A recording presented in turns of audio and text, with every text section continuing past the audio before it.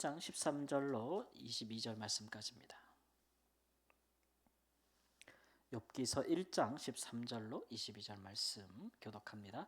하루는 욥의 자녀들이 그 맏아들의 집에서 음식을 먹으며 포도주를 마실 때에 사환이 욥에게 와서 아르되 소는 밭을 갈고 나귀는 그 곁에서 풀을 먹는데 스바 사람이 갑자기 이르러 그것들을 빼앗고 칼로 종들을 죽였나이다. 나만 홀로 피하였으므로 주인께 아뢰러 왔나이다. 그가 아직 말하는 동안에 또 한 사람이 와서 아뢰되 하나님의 불이 하늘에서 떨어져서 양과 종들을 살라 버렸나이다. 나만 홀로 피하였으므로 주인께 아뢰러 왔나이다. 그가 아직 말하는 동안에 또 한 사람이 와서 아뢰되 갈대아 사람이 새 무리를 지어 갑자기 낙타에 달려들어 그것을 빼앗으며 칼로 종들을 죽였나이다.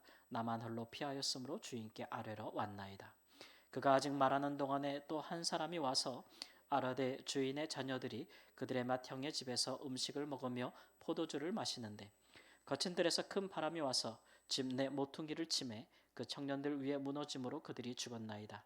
나만 홀로 피하였으므로 주인께 아뢰러 왔나이다 한지라. 욥이 일어나 겉옷을 찢고 머리털을 밀고 땅에 엎드려 예배하며 이르되 내가 모태에서 알몸으로 나았사온즉 또한 알몸이 그리로 돌아가올지라. 주시니도 여호와시요 거두시니도 여호와시오니 여호와 이름이 찬송을 받을지니이다 하고 이 모든 일에 욥이 범죄하지 아니하고 하나님을 향하여 원망하지 아니하니라. 아멘. 지난번에 우리는 욥이 하나님께 받은 복이 얼마나 퍼펙트한 복인지, 완전한 복인지 욥기서가 여러모로 상징적인 숫자라든지 그 내용으로 이렇게 말해주고 있다는 것을 들었습니다. 연이어서 이제 사단이 하나님께 와서 하나님의 법정에서 욥을 참소하는 일이 있었고 그 일에 관하여서 이제 사단이 그 참소한 내용에 대해서 그것이 정말인지 아닌지를 이제 시험해 보는 일이 왔습니다. 그래서 욥에게 이제 재난이 닥치게 되는 것인데 오늘 말씀에도 보면 여러 가지 문학적인 형식으로 같은 형식으로 여러 번 반복되어서 욥에게 온 재난이 정말 이렇게 그 뭐라 그럴까요? 아주 완벽한 재난, 완성이라고 모르고 최악의 어떤 그런 재난이 이전의 축복은 전혀 기억하지 못할 만큼 그렇지 않습니까? 우리가 모든 것을 이렇게 가졌을 때는 뭐 너무 좋지요. 그런데 그것을 다 잃었을 때는 그 가졌을 때 기억이 전혀 나지 않습니까? 그 상대적인 박탈감과 상실감은 이루 말할 수가 없지 않습니까? 아예 처음부터 없었을 때야 뭐 아예 처음부터 없었을 때야 뭐 그게 무슨 그렇게 늘 없었으니까. 그래서 이렇게 못 사는 나라 가면은 대부분 국민들의 행복도가 굉장히 높습니다. 다 같이 못 사니까. 근데 이제 잘 사는 나라 가면은 굉장히 이제 삶에 대한 행복도가 낮죠. 왜냐하면 가졌다가 상실하는 일들이 많거든요. 그러니까 욥은 완전한 복을 받았다가 완전히 모든 것을 잃어버리는 상황이 됐습니다. 그것도 축복을 받을 때는 꽤 오랜 기간에 받지 않았겠어요. 그런데 그것을 잃어버릴 때는 상실할 때는 하루 만에 모든 것이 이루어졌다는 것을 볼 수 있고 그가 당한 재앙이 동서남북에서 왔다는 것들을 오늘 말씀에서 보여주고 있어요. 뭐 스바 사람이라든가 갈대아 사람 이런 사람들은 욥이 살던 동방에 비하면 이제 뭐 남쪽이 될 수 있고 또 동쪽이 될 수 있고 또 재앙, 들판, 또 거친 바람 이런 것들을 보면은 또 바다 쪽에서 불어왔다 그러면 또 서쪽이 될 수도 있고 그러니까 사방에서 밀려오는 재앙이라고 할 수가 있겠고 또 재앙의 원인도 두 가지 종류인데 하나는 사람들 적에게서부터 갑자기 사람들이 와서 이제 빼앗고 죽이는 일이었고 또 하나는 이제 자연재해였죠. 그래서 하나님의 불이라는 것도 사실 번개나 천둥을 의미하지 않겠습니까?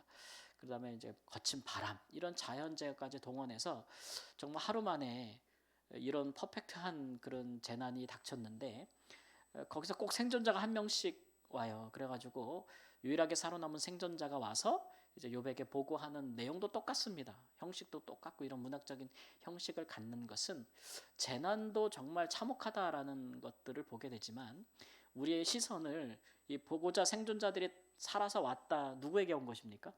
욥에게 와서 이제 보고할 때에 과연 욥이 어떻게 했는가를 자연스럽게 이렇게 욥에게 자꾸 주목하게 보게 욥에게 우리의 시선을 돌리게 하는 그런 문학적인 효과가 성경에 기록되어 있다라는 것을 이제 알 수가 있습니다.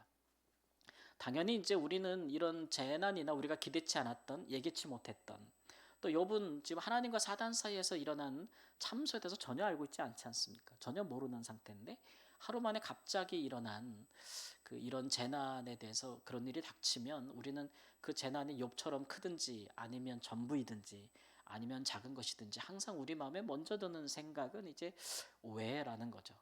왜 이런 일이 내게 왔을까라는 것들이 우리 안에서 자연스럽게 가장 먼저 튀어져 나오는, 용수철처럼 이렇게 팍 튀겨져 나오듯이 가장 먼저 일어나는 생각이거든요.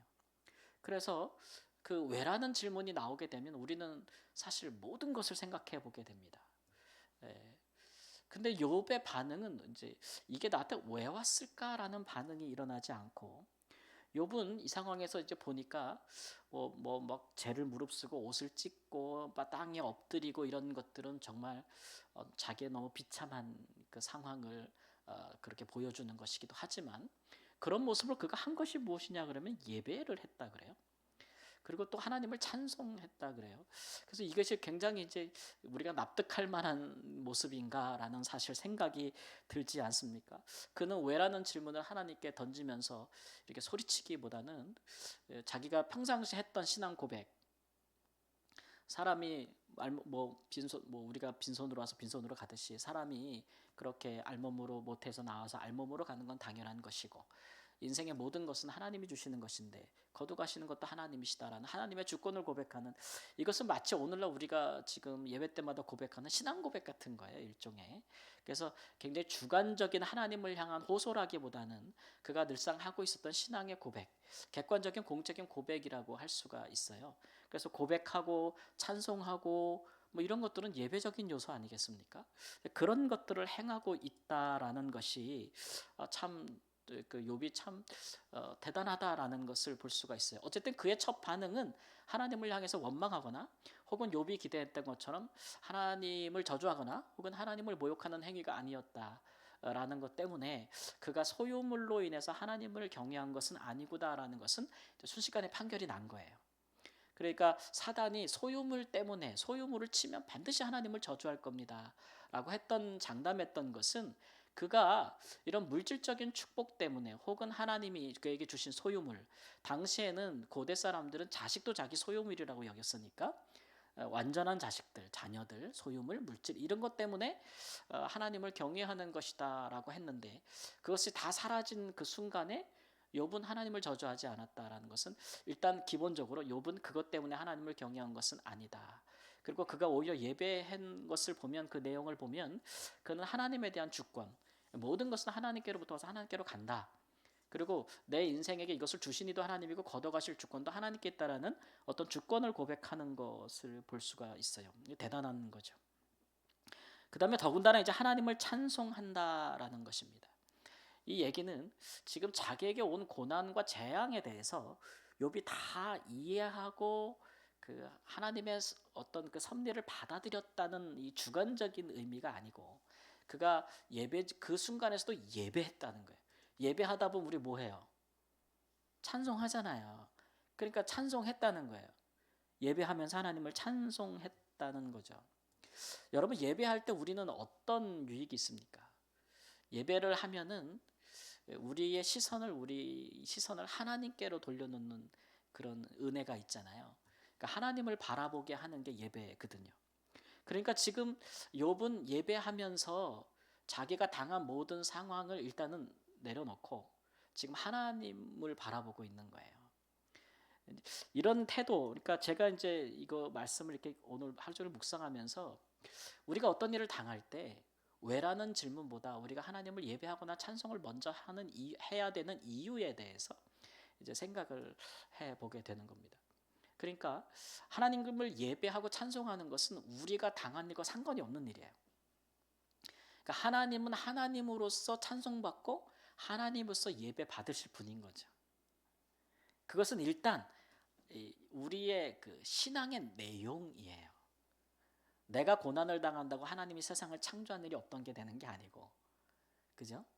내가 물질을 잃어버렸다고 해서 하나님이 나를 구원하신 일들이 죄에서 그게 없어지는 게 아니지 않습니까? 그러니까 나한테 온 것을 내가 어떻게 받아들이냐를 떠나서 일단 하나님은 하나님으로서의 찬송과 영광을 받기에 합당하신 분입니다. 예.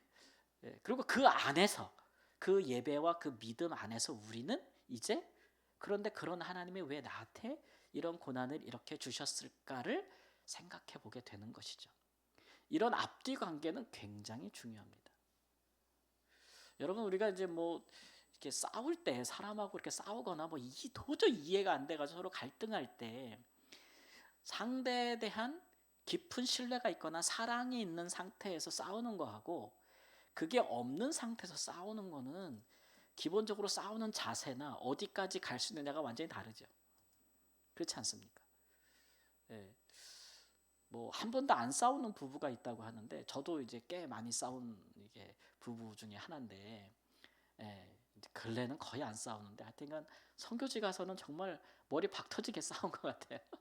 많이 싸웠는데 예, 싸우면서도 느끼는 게 이제 서로 간에 남편과 아내로서 서로를 사랑하고 그 자리는 누군가가 대체할 수 없으며 우리는 서로에 대한 인생의 동반자라는 하나님이 짝주셨다는 깊은 신뢰가 있는 상태에서 싸우는 거하고 그게 전혀 없는 상태에서 너 왜 그랬니? 너 왜 그렇게 말했니? 너는 왜 그렇게 행동했니?라고 싸울 때는 전혀 다른 결과가 주어지지 않습니까? 그래서 하나님은 나를 사랑하시는데 하나님은 나를 구원하시는데 그가 내게 축복하셨는데 이번에는 왜 그가 이것을 거두셨을까? 앞의 내용은 흔들리지 아니하는 것입니다. 하나님이 하나님 되시는 핵심은 고정된 거예요. 그렇게 놓고 그 다음에 하나님 그런데 나한테는 왜 지금 이런 아픔이? 라고 하나님 앞에 질문하는 것과 앞의 내용이 전혀 없는 상태에서 하나님께 따지고 드는 것은 서로 다른 결론에 이르게 되는 것이죠. 제가 그 예전에 성경 공부를 한 적이 있는데 한 그룹을 1년 이상 하는 그룹이었는데 저희 그룹 안에 굉장히 이제 미국에서 뭐 변호사도 공부하시고 막 그런 분인데 아내는 믿어야 된다고 얘기하는데 남편분은 너무 이성적이고 논리적이어서 전혀 믿을 수가 없는 분이 미국에서 한국으로 막 돌아오신 후에 부인이 아내가 하도 끄니까 어쩔 수 없이 이제 성경 공부 모임에 나온 거예요. 그래가지고 저랑 같이 1년 동안 공부하기를 했는데 그분이 이제 법조인이지 않습니까? 성경을 이렇게 창세기부터 이렇게 읽어보면은 참 하나님이 마음에 안 든다는 거예요. 이렇게 마음에 안 들 수가 없대. 창세기, 출애굽기, 레위기 넘어가면서 보면은 그 이스라엘 백성들을 위해서 하나님이 이렇게 하시는 것들을 보면은 이분은 이제 항상 상대를 고려하는 겁니다. 다른 민족의 입장에서, 다른 이방 민족 입장에서 보면은 너무하는 거 아니냐고. 너무 하나님이 잔인하고 폭군 같다. 이건 신화에 불과하지 않냐. 막 이런 식의 얘기를 하시는 거예요. 그래서 못 믿겠다. 쉽게 말하면 성경을 보고 믿지 못하겠다 이렇게 얘기하시더라고요. 제가 그렇게 얘기했을 때 저한테 막 공격적인 질문하시길래 제가 아유 성도님 당연합니다. 제가 그랬어요. 당연합니다. 못 믿는 것 제대로입니다. 그랬어요. 왜냐하면 이 성경은 못 믿는 자들에게 주신 게 아니거든요. 성경은 이미 믿는 자들에게 주신 겁니다.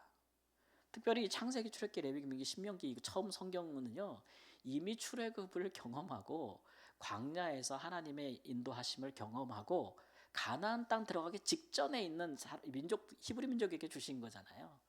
그러니까 이미 출애굽을 경험한 사람들한테 너를 구원한 하나님이 누군지 아니? 그러면서 설명하면서 쫙 나오는 게 모세오경이에요. 처음부터. 그러니까 이미 하나님을 자기 하나님으로 받아들인 사람들에게 하나님은 니네가 받아들인 하나님은 이런 분야라고 설명하는 게 성경의 시작인데 우리 성도님은 아직 그렇지 못하잖아요. 그러니까 하나님과 그런 관계가 없잖아요. 하나님과 그런 신뢰 관계가 없지 않습니까? 그러니 성경의 내용이 하나도 와닿을 리가 없는 것인 건 당연합니다. 그런데 정말 하나님께 관심이 있으면 하나님이 적어도 있다고 생각하고 한번 가정하고 보세요. 이렇게. 그러니까 하나님의 내가 이스라엘 백성이라고 생각하고 성경을 봐보세요. 그래도 전과 같은가. 그러면서 가면서 한번 보자고요. 이렇게 말씀드리기 시작했거든요. 어차피 하나님의 자녀가 되는 것은 우리 성도님의 지식으로 되는 건 아닙니다. 그렇게 하면서 그래서 좀 결론은 좀 나중에 내리시죠. 성경 공부하면서 나중에 내리시자고. 그러면서 쭉 갔는데 1년 가기 전에 그분이 예수님을 영접한 거 아니겠습니까?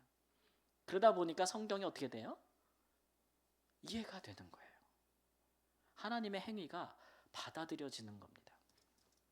그런 거거든요. 우리의 신앙이라는 게 그런 거 아니겠습니까? 그러니까 우리 생에서 우리가 어떤 일을 우리가 예기치 못한 일을 당했을 때 이해하는 아픔, 할 수 없는 아픔을 하나님이 내게 주셨을 때 우리가 왜? 라는 질문보다 먼저 하나님의 하나님 되심으로 예배하면서 그분의 경배하고 찬송하면서 그 안에서 찾죠.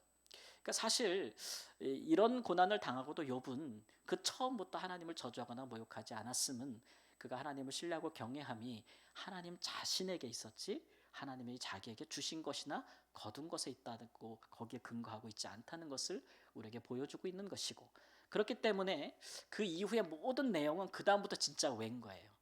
그렇게 나를 사랑하는 하나님이 그렇게 주권적인 하나님이 그러면 왜 나에게 고난을 주셨을까? 라는 내용들을 이제 우리가 살펴보게 되는 것입니다. 그래서 사실 첫 번부터 욥은 시험을 이긴 셈입니다. 그러니까 사단이 준 시험을 이미 이긴 셈이고 그러나 하나님을 더 깊이 알기 위한 과정이 남아 있을 뿐입니다. 우리도 이제 그런 하나님을 경외하는 수준에서 출발했으면 좋겠습니다.